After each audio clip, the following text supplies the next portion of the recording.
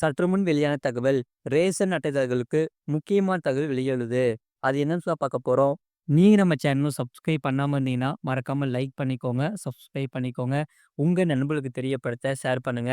உணவு பொருள் வழங்கல் துறை அமைச்சர் சக்கரபாணி புதிய ரேஷன் கார்டு வழங்குவது குறித்து பேசும்போது, 15 நாட்களுக்குள் புதிய ரேஷன் கார்டு வழங்கப்பட்டு வருவதாக கூறியிருப்பது ரேஷன் தாரர்களுக்கு மிகுந்த நிம்மதியை தந்துள்ளது.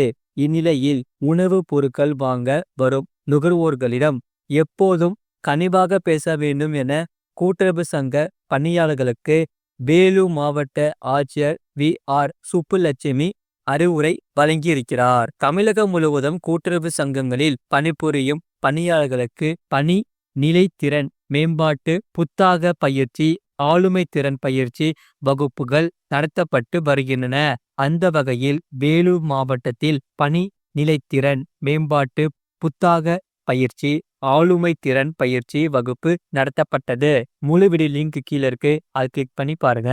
மறக்காம லைக் பண்ணிக்கோங்க.